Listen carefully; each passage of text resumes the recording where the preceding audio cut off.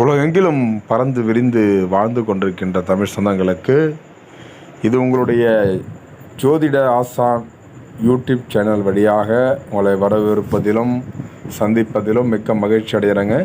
இந்த வீடியோ பதிவில் நாம் பார்த்து கொண்டிருப்பது, அதாவது வருஷம் தொடங்கி இது 2வது மாதம் ஆகிவிட்டதுங்க. அப்போ ஜனவரி மாதம் முடிவிலும் நம்ம பிப்ரவரி மாதத்தை வரவேற்கக்கூடிய காலகட்டத்தில் நம்ம இருக்கிறோம், பயணம் செஞ்சிட்ருக்கோம். ஸோ இந்த பிப்ரவரி மாத ராசி பலன்கள் 2025, அதாவது துல்லியமான கணிப்புடன் இந்த வீடியோ பதிவானது உங்களுக்கு பதிவிட உள்ளதுங்க.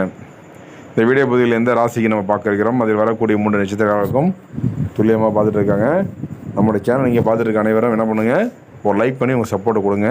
உங்கள் பெயரை மட்டும் பதிவிட உங்களுக்கு இலவசமாக ஜாதகம் பார்க்கப்படுங்க. பாரத கன்னிராசியில் பிறந்தவர்களுக்கு, அதாவது கால புருஷ தத்துவப்படி 12 வீடுகளில் நமக்கு 6வது வீடாகவும் புதன் பகவானை ராசி அதிபதியாக கொண்ட அன்பார்ந்த கன்னிராசி நேயர்களுக்கு இந்த பிப்ரவரி மாதத்தில் நடக்க இருக்கின்ற என்ன பலன்கள், பரிகாரம் என்னங்க, இதெல்லாம் பார்க்க இருக்கிறோம். ஆக இந்த கன்னிராசியில் வரக்கூடிய நட்சத்திரம் உத்திர நட்சத்திரம் 2, 3, 4 பாதங்களும், அஸ்த நட்சத்திரம் 4 பாதங்களும், சித்திரை நட்சத்திரம் 1, 2 பாதங்கள் முடிய கன்னிராசியில் வரக்கூடிய நட்சத்திரமாகும்.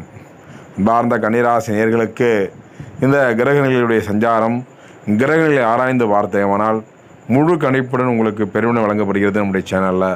அப்போ ராசியிலே கேது, இப்போ ராசியிலே கேது இருக்கிறதால என்ன பண்ணும், கேது போல் கெடுப்பார் இல்லை, ராகு போல் கொடுப்பார் இல்லை. கேது என்ன பண்ணுறாரு, கொஞ்சம் பார்த்துருப்பது ரொம்ப நல்லதுங்க. எந்த ஒரு விஷயத்தையும் சேர்த்துக்கு முன்னாடியே முன்னாடியே செஞ்சுட்டு அவமானப்படுவீங்க.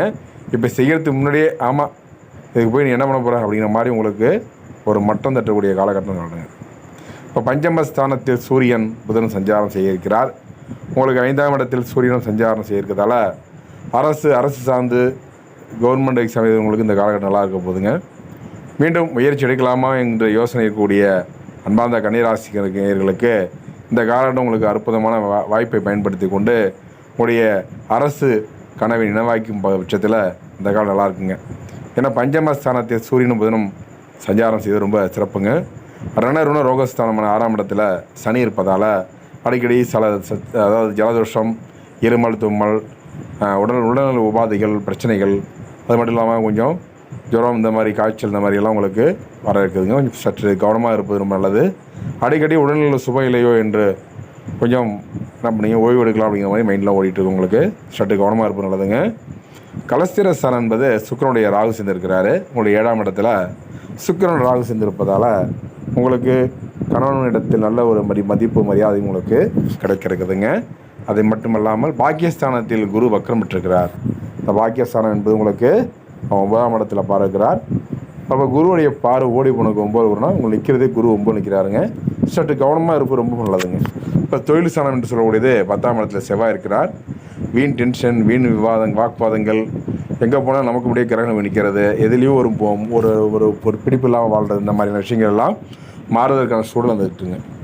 அப்போ கிரக மாற்றங்கள் பொறுத்த வரைக்கும் இந்த மாதம் 5/2/2025 அன்று பஞ்சமஸ்தானத்தில் இருந்த புதன் பகவான் 5ஆம் இடத்திலிருந்து உங்களுடைய ரண ரோகஸ்தானத்திற்கு மாற இருக்கிறாருங்க. 11/12/2025 அன்று பாக்கியஸ்தானத்தில் குரு வக்ர நிவர்த்தியாக இருக்கிறார்.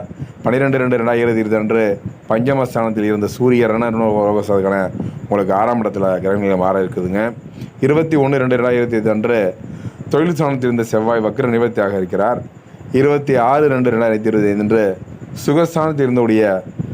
சுகஸ்தானத்தில் இருந்த புதன் பகவான் பஞ்சமஸ்தானத்திற்கு, அதாவது 4ஆம் இடத்தில் இருந்த கிரகம் 5ஆம் இடத்திற்கு மாற இருக்கிறார்.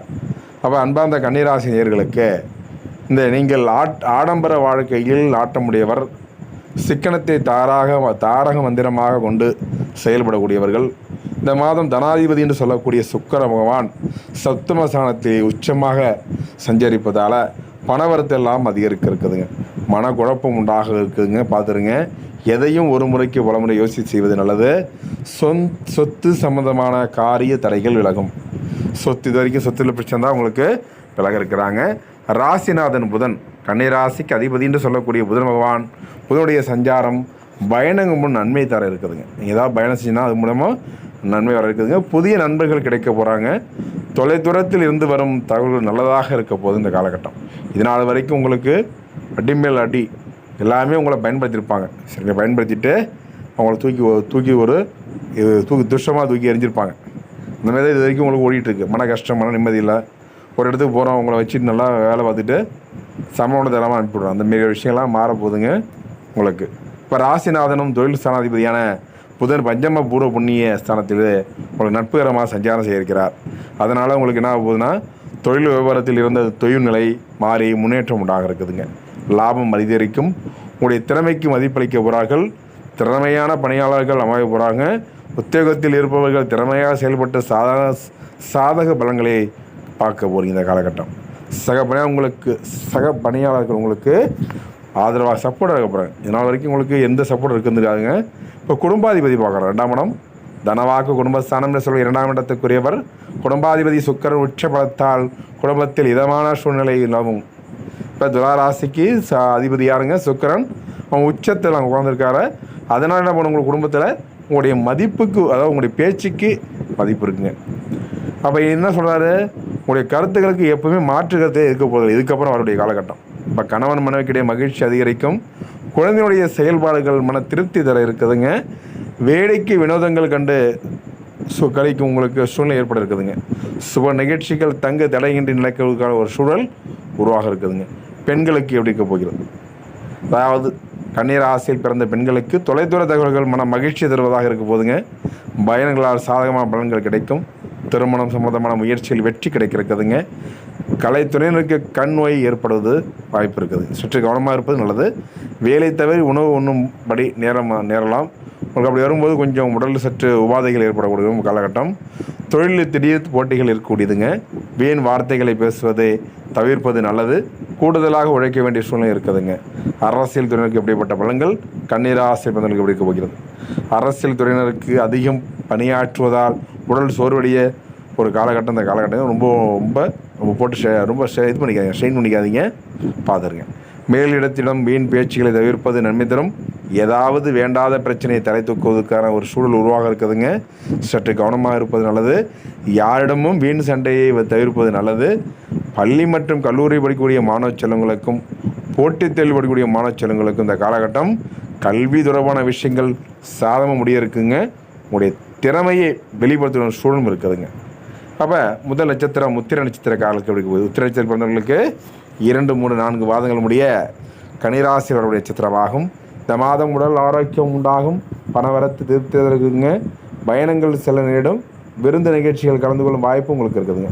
முக்கிய நம்முடைய உதவியும் கிடைக்கிறது. சிலர் புதிய வாகனம் வாங்குவதற்கான எண்ணமும் தோன்றி மாதிரி இருக்குதுங்க. அஸ்த நட்சத்திரக்காரர்களுக்கு இந்த மாதம் தொழிலில் வியாபாரம் மந்த நிலை மாறும். சாத்தியமான பேச்சு மூலம் வியாபாரத்தில் கூடுதல் லாபம் கிடைக்க பெற போகிறீங்க. விலகி சென்ற வாடிக்கையாளர்கள் மீண்டும் வர போகிறாங்க. உத்தியோகத்தில் இருப்பவர்கள் சாமர்த்தியமான செயல்கள் மூலம் காரி வெற்றிகளை காண போகிறாங்க இந்த காலகட்டம். இந்த கடைசி நட்சத்திரம் என்று சொல்லக்கூடியது சித்திரை நட்சத்திரம். 1, 2 பாதங்கள் உடைய கன்னிராசி நட்சத்திரமாகும். இந்த மாதம் குடும்பத்தில் மகிழ்ச்சியான நிலை காணப்பட இருக்குதுங்க. மன வருத்தத்துடன் குடும்பத்தை விட்டு பிரிந்து சென்றவர்கள் மீண்டும் வந்து சேர போகிறாங்க. கணவன் மனைவிக்கிடையே சந்தோஷம் நீடிக்கும். பிள்ளைகளுக்கு தேவையான ஆடை அணிகளை வாங்கி மன மகிழ்ச்சி அடைய போகிறீங்க.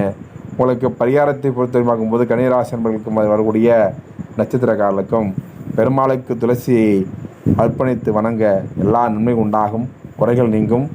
இந்த சந்திராஷ்டம தினம் என்று சொல்லக்கூடிய 4, 5 தேதிகளில் உங்களுக்கு இருப்பதால் மாத தொடக்கத்திலேயும் உங்களுக்கு கொஞ்சம் அடுத்தவங்களுக்கு கொஞ்சம் சற்று பார்த்துருப்பது நல்லதுங்க. இப்படி அதிர்ஷ்ட கிழமையில் சொல்லி புதன் வெள்ளிகளில் பயன்படுத்திங்க. என்ன நேர்களே, கன்னிராசி என்பவர்களும் அதில் வரக்கூடிய 3 நட்சத்திரக்காரர்களும் துல்லியமான வீடியோ கேட்டிருப்பீங்க. பொறுமை வீடியோ கேட்டு அடுத்தடுத்து நல்லது ஒரு வீடியோ பதிவு சந்திக்கும் வரை உங்கள் யூடியூப் சப்ஸ்கிரைப் பண்ணுங்கள், ஷேர் பண்ணுங்கள், லைக் கமெண்ட் பண்ணுங்கள். தொடர்ந்து நன்றி, வணக்கங்க.